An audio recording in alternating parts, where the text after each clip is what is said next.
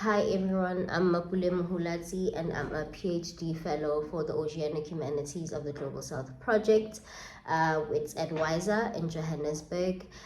Today I'm going to be speaking on bondage in the environment through Cape Town, particularly through deserters and fisherman communities at the Cape. Eating has always been a political domain between Europeans enslaved and indigenous communities at the Cape.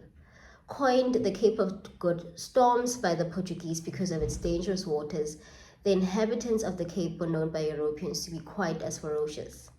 The Khoi were known to retaliate against kidnapped of either themselves or their cattle by Europeans through killing, and depictions of them as ferocious cannibals were upheld well into the 17th century. Whilst the Khoi had conflict with Europeans prior to settlement, the encampment of the Dutch was met with hostility even by indigenous communities who were pastoralists and not necessarily nomadic. The availability of livestock and trade with the Khoi made Southern Africa more suitable over St. Helena or Mauritius for the Dutch. The town and the interior of the Cape Colony were mostly made distinct by the activity and the population, with the port city exhibiting more of a mixture of people than the interior. This diversiveness was due to the slaves more than anything. Many of them were from the various islands of the Indian Ocean as well as West Africa and Mozambique. The slaves at the Cape differed not only because of their origins, but also because of their masters, and often the slaves in the interior and those in the city, which is closer to the sea, were different due to the interests of their masters. Interestingly, the labor divisions at the Cape were absolutely determined by how far one was from the sea. And this is historian Honefeld, who writes that not all slaves worked on farms. The single largest group lived in Cape Town, where they belonged to the VOC, and some were personal slaves to VOC administrators who lived outside the fort. The port city was equally as important, seeing as it accommodated 1/3 of the colony's population, a population of free and enslaved, whose influence on the culture and society of Cape Town was testament to the city being at an oceanic crossroads.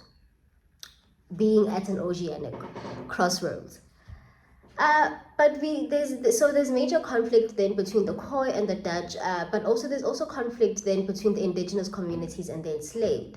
And Nigel Warden and Robert Ross have written extensively on the subject of slaves and indigenous communities in Southern Africa. And for these two historians, indigenous communities at the Cape and the slaves did not have or even share class consciousness, even within and outside their communities. However, this is a point I would like to contest, as slaves and the Khoi were made classless by Dutch settlement and slavery, and thus could not exercise a class consciousness. Also, class at the Cape did not exist in the European sense of the term. Secondly, slaves and the Khoi, to some extent, were controlled by a judicial apparatus that they could not influence, and thus had to measure freedom or class consciousness through subversive and often very violent means. Ross writes that there was no sense of slave community in South Africa except in Cape Town, and it is thus predictable that it was precisely in the city that political militancy of a communal type made possible during the course of the 19th century. But even this had to wait until after emancipation. Ross continues to explain that for the slaves in the countryside, a sense of community was even harder to achieve than in Cape Town, because the farms were scattered and the slaves were few, and masters then in the interior tended to have more control over their slaves. All of these assessments are well-studied assessments, but I wish then to contribute and to assert my contribution by standing with archaeologists like Markle and Hall, who suggest that even though slaves at the Cape could not overthrow the master classes per se, they did have a communal consciousness, and that this is made evident by the material cultures the slaves sustained at the Cape. So, despite the heavy-handed administration with its judicial apparatus, the slaves at the Cape, particularly the maroon slaves, demonstrates a relationship with the foreign environment that signals to some resistance, right? So if we turn then to the material cultures of the enslaved, particularly of the deserters or the marooned slave, will see a communality that exists outside of the surveillance, of the master's surveillance. So then perhaps I should mention at this point that my interest in slavery, material culture, and the environment stems from the relationship these have with food cultures that survive in the Cape today. Survival for deserters needed resistance for those who, and even for those who remained enslaved.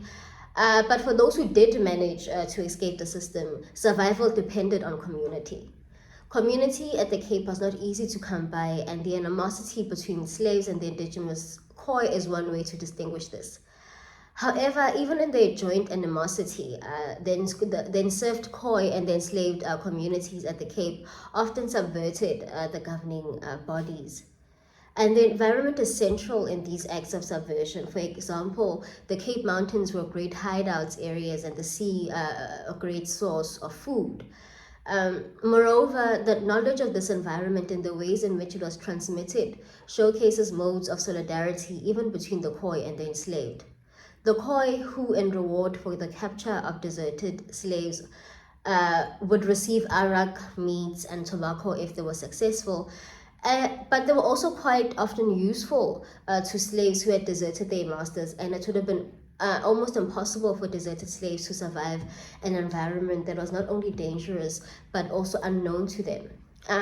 So these dependencies are fueled by what Nseng Ho writes of as the tight embraces of intimacy and treachery. And in the survival of the fittest colony, treachery often triumphed, but then it's important to look at at those moments of intimacy, as desperate as they might be. Subversive material cultures at the Cape can be distinguished by looking into the types of conflict and communalities the Khoi and the enslaved shared, particularly in relation to the environment.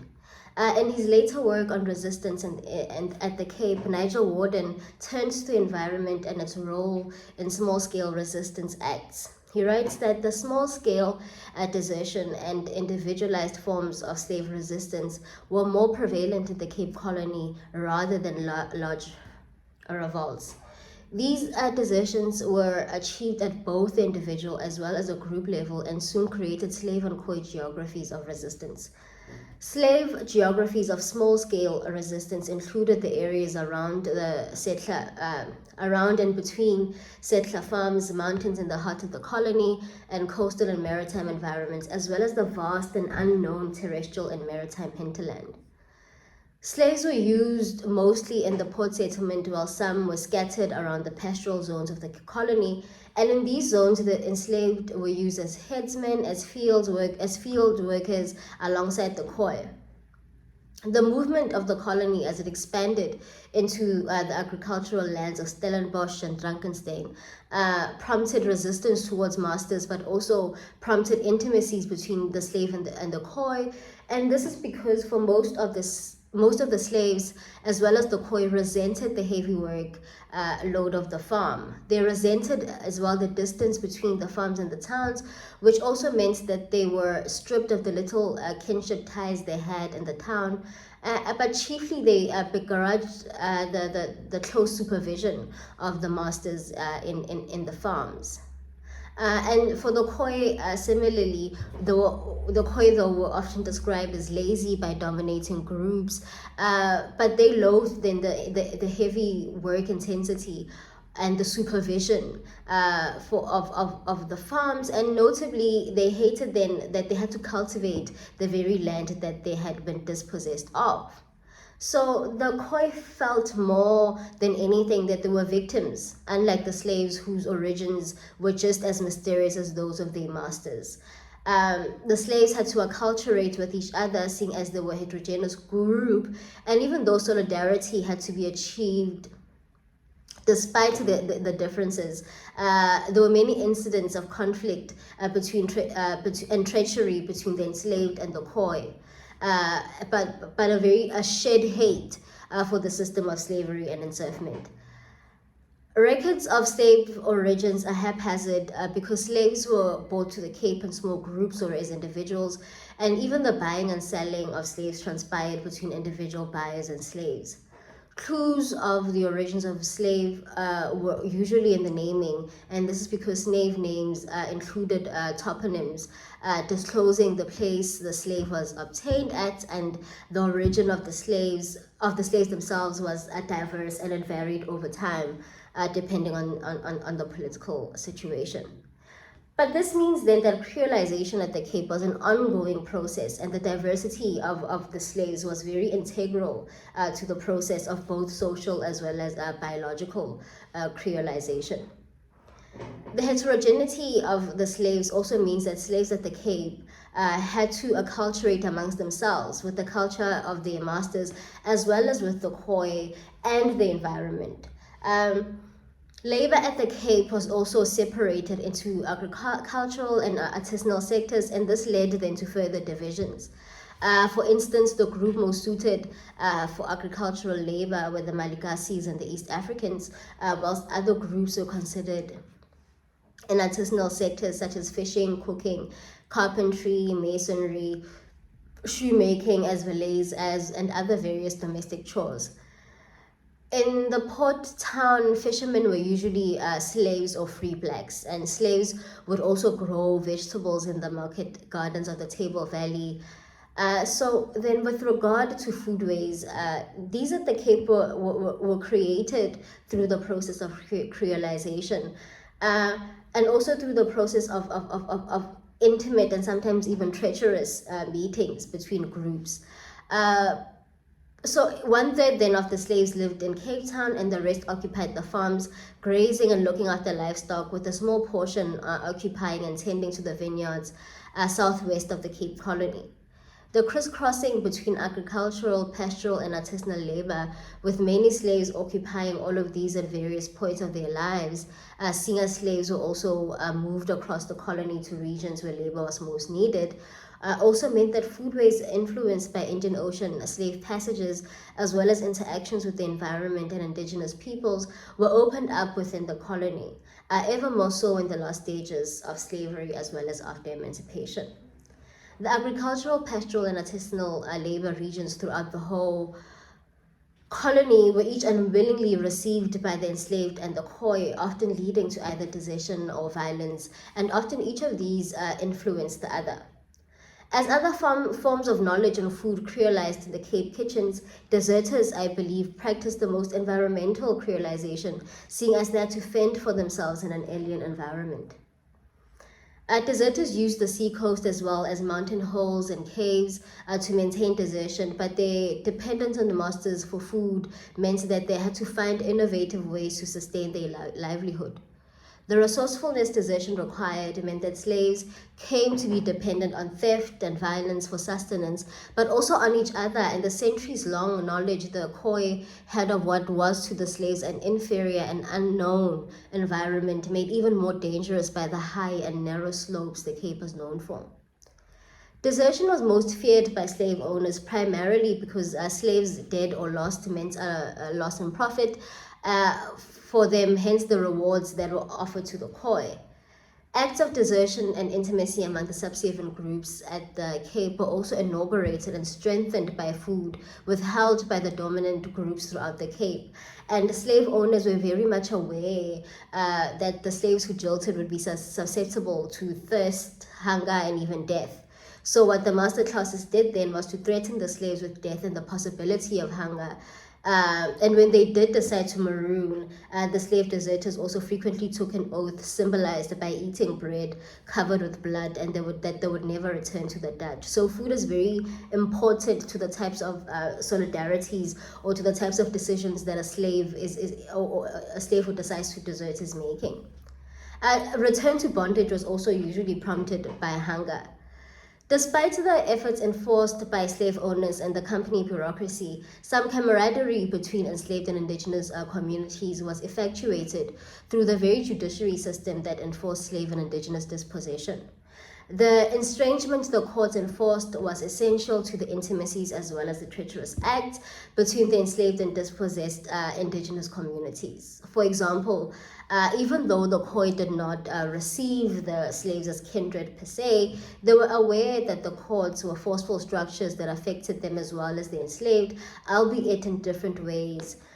In as much as the Khoi were not legally bonded to labor. And this is a detail that the dominating classes were aware of and even extorted to limit the solidarity between the Khoi and the enslaved. Intimacy between the Khoi and the enslaved was also enforced by the perfidy then of the governing bodies, and one common enemy was to become an integral force in creating material cultures that survive in South Africa today, and some of them seen in foodways.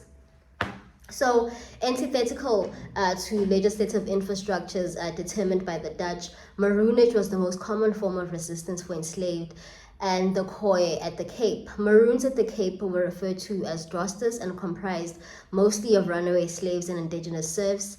The term drosters initially referred to all runaways in spite of race. However, in the 1750s, the term was typically used for runaway Khoi, servants, and slaves. Nigel Penn observes that the changed meaning of the word reflected a growing consciousness amongst both colonists and their laborers, and there was little difference between the condition of being a slave and the condition of being a servant.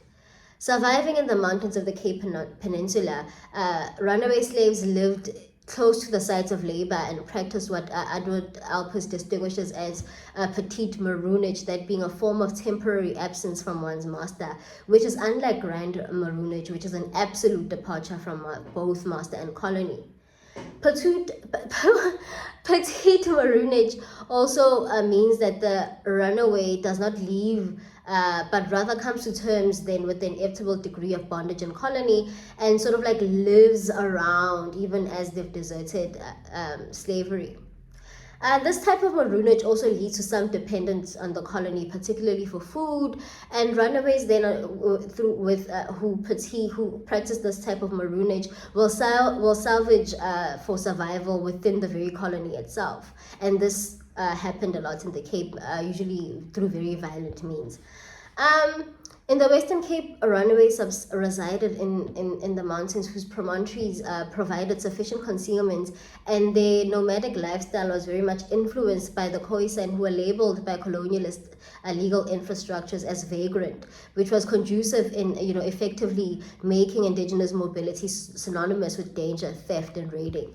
And so consequently, runaways were encapsulated into these isolationist terms as well. One site of fugitivity that I find very interesting is Hangklip, and Hangklip was a suitable location for deserters because it was located right at the mountains, which was good for hideouts, as well as the seacoast, very close to the seacoast, which was a bountiful source of food. There were other sites of fugitivity, such as Saldanha Bay, as Stellenbosch, as Piketberg. However, the largest then fugitive site was Hangklip, and it was so large to such an extent that a runaway community notorious throughout the Cape was established. Nigel Warden opines that the runaway slave communities at Hangklip existed from the 1720s until the 1950s, and in the late decades of the 18th century, right up to emancipation in the 1830s. But the interesting thing about Hangklip then is its position, because it's very close to marine resources, and it also has a great mountain hides and caves where slaves can sort of like slip into if they need to. And it's also got the mountains are positioned in such a way that convoys of wagons and cattle could always be stopped and hijacked for food and ammunition, and it was a great target for highway holdups. But the diets that the coast offered is what's interesting to me, and it was very essential to the methods of survival that the hunter-gatherers who had lived along the coast before the inception of the colony. So these methods are then employed by the deserters, and this is because of the knowledge that's been transmitted from the Khoi to the enslaved. So the deserters also then start to build huts and live off fish and mussels and klip, which is rock limpets or whelks, and the skills of some of them that they had acquired from the island origins were also useful. Ross, in his writing, observes that the runaways were, however, unable to exploit the environment in an optimal way, and this means that they couldn't, not all the time, distinguish the various roots, leaves, and berries that had become the staple food of the hunter-gatherer societies. But then the escapees, even though they were not knowledgeable entirely of the environment, they didn't always have someone to teach them on a continual basis.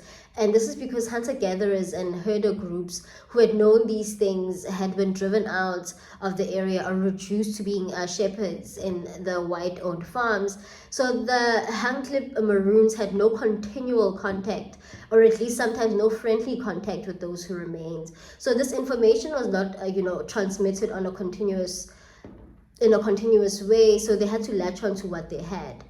So with the little contact they managed with indigenous people, the fugitives were able, to source directions, food, and water supplies. And without this assistance in the harsh and unfamiliar environment of the Cape hinterland, they were as helpless as their settler owners.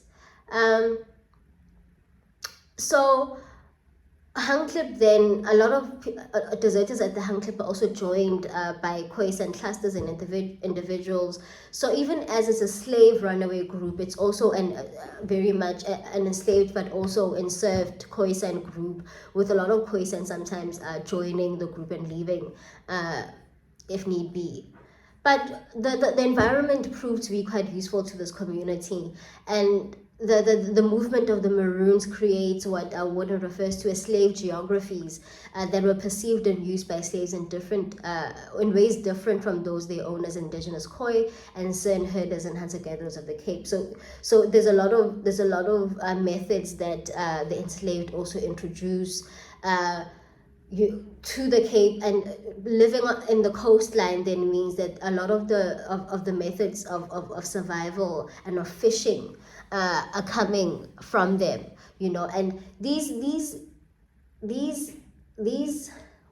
of living and these ways of fishing, become important even after emancipation, when the slaves are now very dependent also, and even those who are not deserters are dependent on themselves for survival, and the sea becomes another great source of food, and useful in the sense that, like, now the emancipated slaves now can depend on the sea, but also on the methods of the deserters. And it's as Nigel Penn says that the Drosters were in fact the true pioneers of the colonial frontier, and that their methods of survival on the seashore encouraged other forms of fugitivity even amongst those who remained enslaved.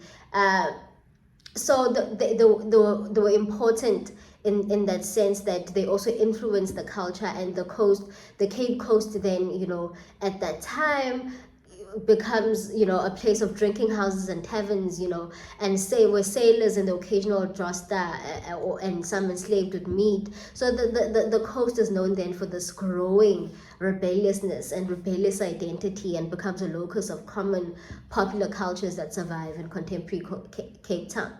And these are ongoing realities, and these are ongoing diets that are influenced by enslaved fishing methods. And an example that I don't have enough time to speak on now is the Hottentots Hazy, which means Hottentots house in Ouderkraal, which was demolished, formed in the 1960s but demolished in 1965 because of the Group Areas Act of 1950. But it's a squatter, with inhabitants that range from the lumpen proletariat to wage laborers and independent fishermen, and they lived, so it's a crayfish sanctuary, and they lived, in the caves. They lived from the sea, and so they don't build shacks around the sea. The caves, they add doors to the cave fronts. So they live very much like the people who were deserters lived. So then this quickly becomes an eyesore at the time, and then the group areas acts as like, we need to let this, we need to remove these people. But these families had to squatter and deal with the rough weather and the sea, and especially during winter, they had to learn, how to navigate not only the crayfish itself, but the sea and its weather conditions. And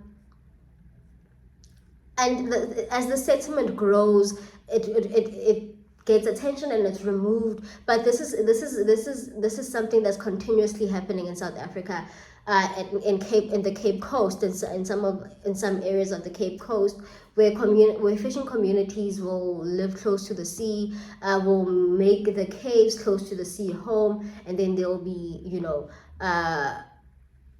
taken away, taken out. But there's an ongoing there's an ongoing violence between homeless people who depend on the sea, and also very capitalist fishing industry, which doesn't want to allow for independent fishing, for people to live off the sea. And crayfish and snook are very much important to these enslaved, to these descendants of the previously enslaved, because it was very much a part of the slave diet, and these people know how to get these fish from the sea. These sorts of fish like crayfish and snook are very much, and have become part of their diet, for centuries. I really can't expand on this now, but I really hope I can hop back in to get some questions from you guys, or if push comes to shove, we can email each other. Thank you.